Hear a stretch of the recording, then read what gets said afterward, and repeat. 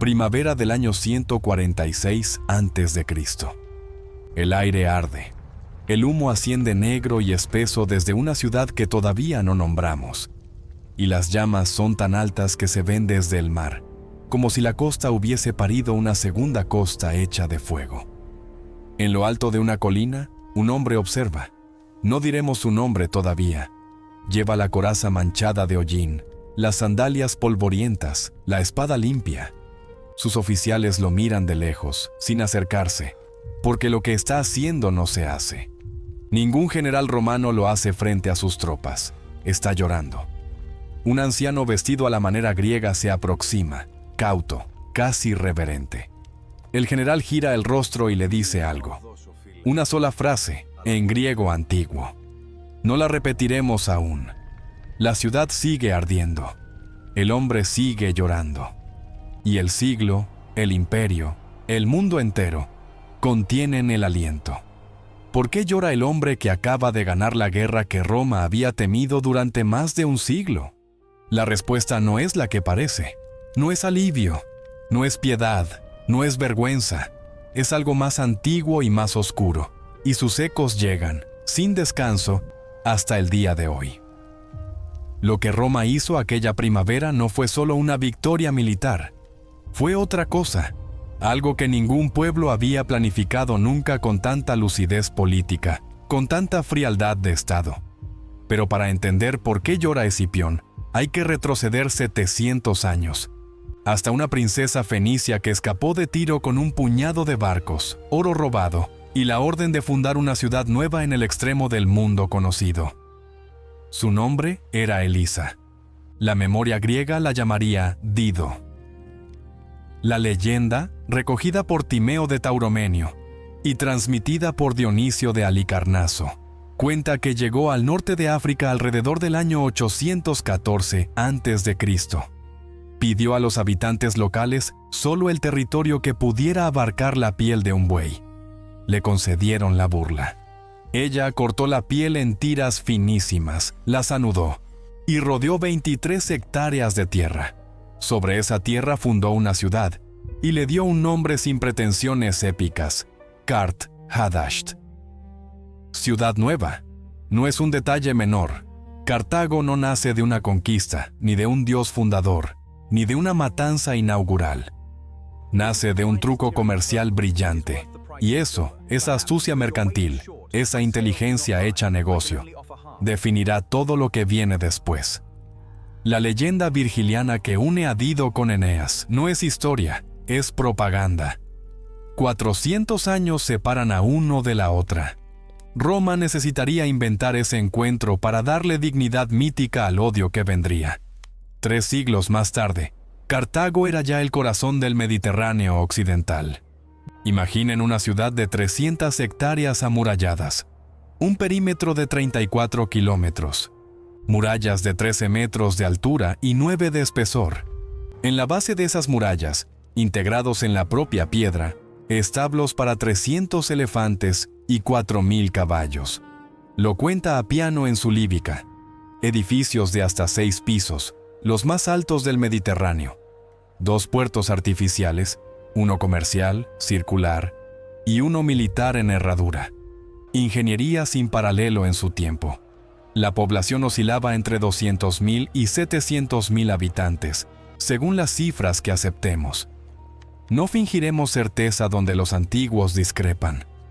El primer tratado entre Roma y Cartago se firmó en el año 509 a.C. Lo conserva Polibio. En aquel momento, Roma era una ciudad-estado menor, casi rural. Cartago era ya una potencia regional con flota oceánica. Durante 500 años, sus barcos controlaron las rutas de Tiro a Gadir, de Sicilia a Cerdeña, de las costas iberas a las costas africanas. Imaginen el puerto comercial al atardecer. El olor a especias, a madera empapada en sal, a aceite de oliva. El sonido de 10 idiomas en el mismo muelle. Mercaderes que regateaban en arameo, en griego, en bereber, en latín naciente. Una ciudad que no tenía rivales al oeste de Grecia, y produjo también pensamiento. Magón escribió 28 libros sobre agricultura. Era el manual técnico más avanzado de la antigüedad. Roma lo apreció tanto que el Senado ordenó traducirlo al latín. Lo hizo antes de destruir la ciudad. Después destruyó la ciudad. Tradujeron el saber. Quemaron al sabio. Y aquí debemos detenernos en un dato. Un dato que explica más que muchas batallas. En el año 191 a.C., Cartago canceló su deuda de guerra con Roma, 10,000 talentos de plata, unas 260 toneladas, 40 años antes del plazo establecido. Era tan próspera que liquidó la deuda más grande de la antigüedad 4 décadas antes. Y eso, más que ninguna amenaza militar, fue lo que la condenó. Toda esa riqueza, toda esa ingeniería, 7 siglos de historia. Escipión las está viendo arder ahora mismo. Pero todavía no entendemos por qué. Para entenderlo, primero llegó Aníbal, o más precisamente, llegó Aníbal. Casi destruyó Roma, y Roma nunca jamás se lo olvidó. La primera guerra púnica empezó por Sicilia en el año 264 a.C. y duró 23 años. Roma perdió su primera batalla naval, reconstruyó su flota en pocos meses, velocidad industrial sin precedentes, y venció en las Islas Egatas. Indemnización: 3.200 talentos, lo cuenta Polibio. La Segunda Guerra Púnica solo necesita un dato aquí: Canas, 2 de agosto del año 216 a.C. Entre 50,000 y 70,000 soldados romanos caídos en un solo día. Lo registran Polibio y Livio. Para dimensionarlo, más bajas que cualquier ejército estadounidense en cualquier día de cualquier guerra del siglo XX. Un imperio entero pudriéndose al sol de un agosto africano. Aníbal había jurado no ser nunca amigo de los romanos a los 9 años. Lo cuenta Polibio. Cuando mi padre Amílcar iba a partir hacia Iberia, yo tenía 9 años. Me hizo poner la mano sobre la víctima sacrificada y jurar que jamás sería amigo de los romanos. Ese juramento lo he guardado toda mi vida. Nunca perdió una batalla táctica en Italia. Estuvo 15 años en suelo romano sin que nadie pudiera expulsarlo. Roma ganó la guerra en Zama en el año 202. El nuevo tratado fue brutal. Cartago perdía su flota. No podía declarar guerra sin permiso romano. Pagaría 10,000 talentos en 50 años. Pero el trauma, ese miedo nacido en Canas, no se cerró con el tratado. Se hundió hacia adentro. Se volvió institución. En el año 183, Aníbal, anciano y fugitivo en Bitinia, tomó veneno antes de ser entregado. Su última frase, según Livio: liberemos a Roma de su largo temor sobre la vida de un anciano. Esa frase es la radiografía del problema. Roma tenía miedo de un anciano fugitivo. El miedo había sobrevivido a sus causas. Y aquí entra Catón, Marco Porcio Catón, el Viejo. Hacia el año 153, ya anciano, viajó a Cartago en misión diplomática. Volvió aterrorizado. No por ejércitos, no vio ejércitos. Vio mercados llenos, barcos nuevos, higos frescos, riqueza creciendo sin pedir permiso a nadie. Imagínenlo en el Senado. La voz ronca, las manos manchadas por la edad. Saca de su toga un puñado de higos. Los deja caer sobre el suelo de mármol. Silencio. Estos higos fueron cortados hace 3 días en Cartago. Tan cerca está nuestro enemigo de nuestras murallas. Lo cuenta Plutarco en su vida de Catón el Viejo.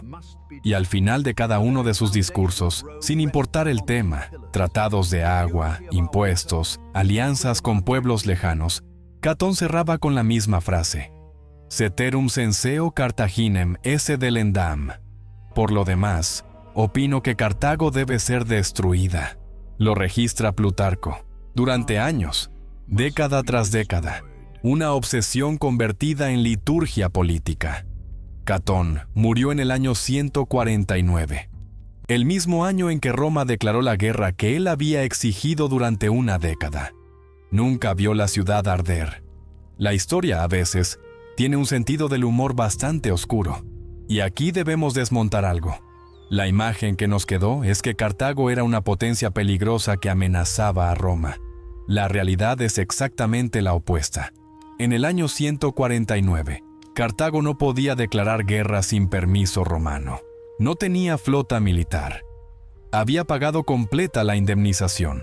Su única defensa había sido responderle al rey Masinisa, aliado romano, que llevaba 50 años invadiendo su territorio con la complicidad implícita de Roma. Como gesto extremo de paz, Cartago entregó 300 rehenes, hijos de las familias nobles, 200.000 armaduras y 2.000 catapultas. Lo cuenta Apiano. Quedó completamente inerme. Solo entonces Roma reveló la condición final. No fue una guerra defensiva, no fue una guerra preventiva, fue una decisión política de exterminio. Roma fabricó el pretexto, la sentencia ya estaba escrita, y entonces Roma reveló la condición que Cartago jamás había imaginado. Los embajadores llegaron al puerto. Cartago había cumplido todo. Los rehenes, las armaduras, las catapultas. Solo entonces, frente a la ciudad desnuda, los embajadores hablaron. La condición era esta. Podían quedarse en sus tierras, podían reconstruir su ciudad, pero a 80 estadios, 16 kilómetros. Tierra adentro, lejos del mar. Para nosotros, hoy, eso sonaría a una mudanza. Para un pueblo fenicio era otra cosa. La identidad fenicia, su economía, su religión, su historia entera, nacían del contacto con el agua. Sin el mar, los fenicios no eran fenicios. Era pedirles que dejaran de existir bajo otro nombre. La reacción cartaginesa fue una secuencia de imágenes terribles. Primero, silencio. Luego, el linchamiento de los nobles que habían cooperado con Roma. Luego, el cierre de las puertas. El metal de los templos fundido para fabricar armas. Las mujeres cortándose el cabello para tejer cuerdas de catapulta. Esa gente sabía exactamente lo que le esperaba. Y eligió morir de pie. Los primeros generales romanos, Manio Manilio, Marco Censorino, fracasaron durante 2 años. Las murallas eran inexpugnables. Roma, humillada, exigió un nombre. En el año 147, los veteranos pidieron a Escipión Emiliano. Tenía 36 años, por debajo de la edad legal para el consulado. El Senado aprobó una ley especial para elegirlo. Escipión Emiliano llegó cargado de apellidos imposibles. Un padre biológico, Lucio Emilio Paulo, que había aplastado a Macedonia en Pidna.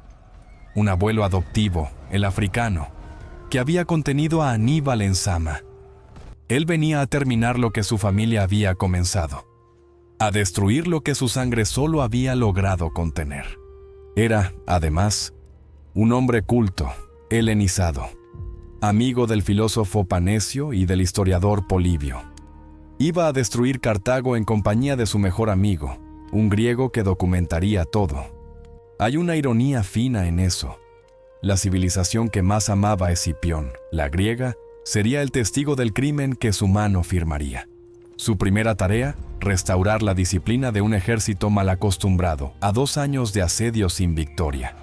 Su segunda tarea, construir un dique de bloqueo sobre el puerto, cortando el último suministro por mar. Y entonces, encerrada, sitiada por tierra y mar, sin ejército profesional, sin esperanza, Cartago hizo algo que aún hoy desconcierta a los historiadores. La ciudad desarmada se volvió fábrica. 300 espadas, 500 lanzas, 140 escudos y 1000 proyectiles de catapulta por día. Cada día. Sin descanso. Lo registra Apiano. Si esto les parece increíble, suscríbanse al canal, porque lo que viene ahora es mucho más oscuro. Escipión detectó el punto más débil, el puerto comercial, donde la muralla era menos gruesa. Una brecha. Las legiones entraron. Lo que encontraron no fue una ciudad rendida. Fue una ciudad que había decidido morir peleando, calle por calle, escalón por escalón. Cada calle, una posición defensiva. Cada edificio, de hasta 6 pisos, una fortaleza vertical. Los soldados romanos avanzaban con los escudos sobre la cabeza por callejones estrechos. Desde los tejados llovían tejas, muebles, agua hirviendo, vigas ardiendo. Mujeres, niños, ancianos arrojaban lo que tenían. Los romanos respondían con la única lógica posible: incendiar las plantas bajas, una a una, hacer colapsar los pisos superiores con todo lo que hubiera dentro. No era una batalla, era una erradicación metódica, edificio por edificio. Appiano lo describe en el libro 129 de su Líbica, sin metáforas. Cuando las tropas limpiaban los escombros para poder avanzar, encontraban restos humanos entre las piedras. Y, días después del colapso de los muros, hallaban cartagineses todavía vivos bajo los escombros. No comentaremos esto, lo dejamos así. Puerto comercial. Ágora. Calles superiores. Ciudadela de Birsa, 6 días, sin pausa, sin noche, metro a metro. En el último santuario, el templo de Eshmun, en lo alto de la Birsa, se habían refugiado 900 desertores romanos, hombres que habían cambiado de bando en algún momento del asedio.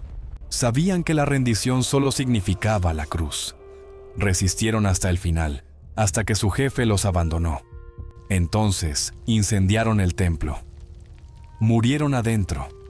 Appiano dice que maldijeron a Asdrúbal con sus últimos alientos, y entonces, en lo alto de la colina frente al templo en llamas, llegó el momento con el que abrió este video. El momento que ningún general romano admitiría. El momento que convirtió a Escipión Emiliano en el hombre más lúcido y quizás más atormentado de toda la historia de Roma. Asdrúbal, el comandante cartaginés, el mismo que había arrojado prisioneros romanos desde las murallas para eliminar toda posibilidad de pacto, salió solo del templo en llamas. Caminó hacia las líneas romanas. Se arrodilló a los pies de Escipión.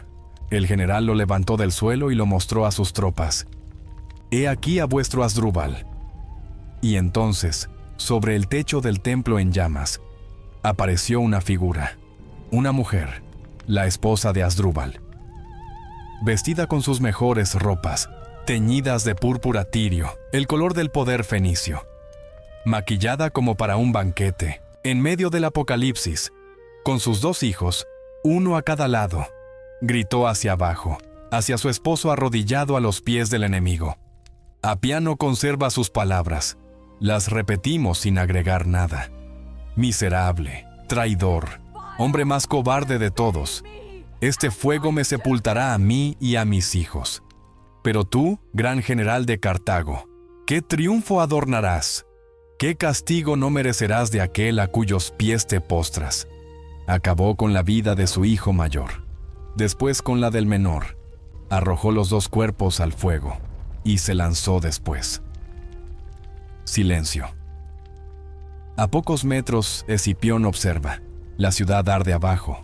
700 años de historia se desmoronan ante sus ojos. Los puertos, los templos, los archivos, los manuales de Magón, las casas de 6 pisos, las murallas con elefantes en la base. Todo. No llora por Cartago. Polibio, su amigo griego, testigo presencial, se acerca. Escipión mira el horizonte y recita, en griego, 2 versos de la Ilíada. Llegará un día en que la sagrada Ilión perecerá, y Príamo y su pueblo, hábil con la lanza. Polibio, perturbado, le pregunta qué quiere decir. Y Polibio mismo, en el libro 38 de sus historias, conserva lo que pasó después. Tomando mi mano, Escipión rompió a llorar abiertamente.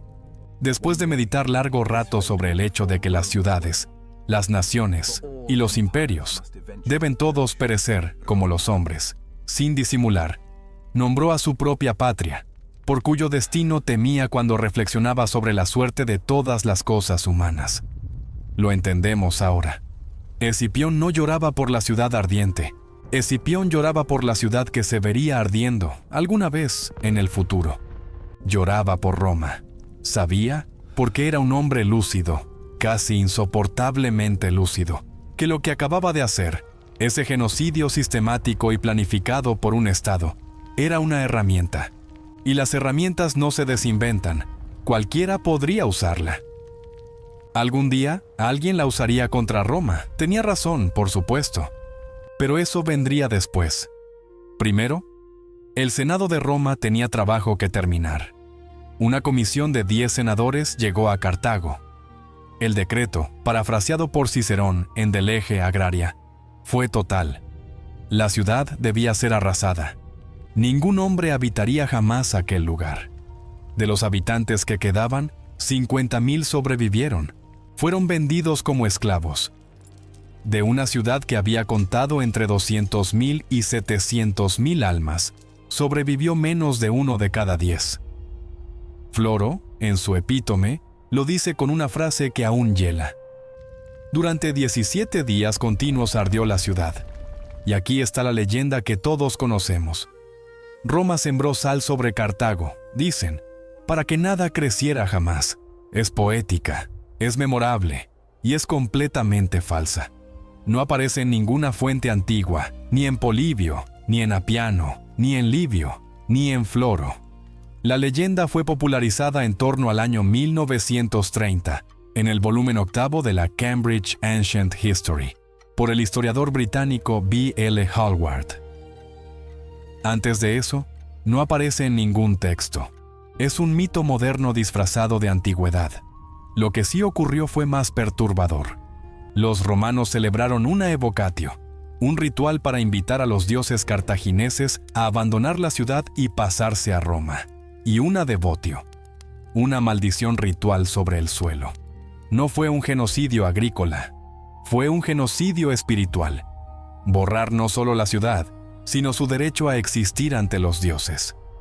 El mismo año, a miles de kilómetros, Roma destruyó Corinto, la ciudad más rica de Grecia. 2 civilizaciones de primer rango aniquiladas en 12 meses. No fue coincidencia, fue política. En el año 122, el tribuno Cayo Graco intentó refundar una colonia sobre las ruinas. El Senado lo bloqueó. La maldición resistió.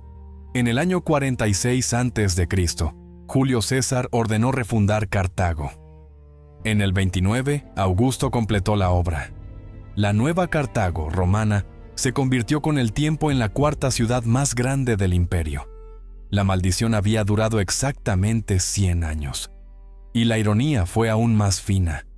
Tertuliano, San Cipriano, San Agustín, 3 de los padres fundadores del cristianismo latino, nacieron o vivieron en el norte de África romano, con Cartago como capital cultural y religiosa. La teología que daría forma a Europa durante 1500 años se escribió, en buena parte, sobre las ruinas del genocidio. Cartago le devolvió a Roma, desde la fe, lo que Roma le había arrancado con fuego. Y la profecía de Escipión se cumplió, literalmente. En el año 410 después de Cristo, Alarico, rey visigodo, saqueó Roma. Era la primera vez en 800 años. En el 455, Genserico, rey de los vándalos, saqueó Roma de nuevo. Su flota había partido de Cartago. La ciudad que Roma refundó fue la misma desde la cual, 5 siglos después, partió el ejército que la arrasaría. Las lágrimas de aquella colina no eran sentimentalismo, eran memoria del futuro. Y por si todo esto no fuera suficiente, en el año 1985, los alcaldes de Roma y de Túnez, Hugo Vetere y Chedly Clivi, firmaron un tratado simbólico de paz. Pusieron fin oficial a la Tercera Guerra Púnica. 2131 años después del final de la guerra. Nadie pidió perdón. Y un detalle más, el que cierra el círculo. Rafael Lemkin fue el jurista polaco que en 1944 inventó la palabra genocidio. Lo hizo para describir el Holocausto, pero en sus textos citaba explícitamente la destrucción de Cartago como precedente histórico del concepto. Es decir, el siglo XX tuvo que ponerle nombre, en 1944, a algo que Roma había planificado y ejecutado en el año 146 a.C. Cartago de Lenda es, posiblemente, el meme político más antiguo y más peligroso de Occidente. Ha aparecido en boca de generales, de políticos, de columnistas, durante 2100 años seguidos. Resucitó en plena Guerra Fría, en discursos del Congreso estadounidense, con la Unión Soviética en el lugar de Cartago, y aparece, todavía hoy, en debates internacionales contemporáneos, con otro nombre en lugar de Cartago. Volvamos por última vez a la colina, al humo, a las lágrimas. Ahora ustedes saben lo que sabía Escipión. Cartago no fue destruida porque amenazara a Roma. Fue destruida porque después de Aníbal, Roma ya no podía dormir mientras Cartago existiera. Y al hacerlo, Roma inventó una herramienta que la humanidad no ha dejado de usar desde entonces. Escipión lo sabía. Por eso lloró. ¿Cuántas veces, desde aquella primavera del 146, alguien ha pronunciado esas mismas palabras con otro nombre donde antes decía Cartago? Si llegaron hasta aquí, ya saben qué hacer. Suscríbanse y nos vemos en el próximo.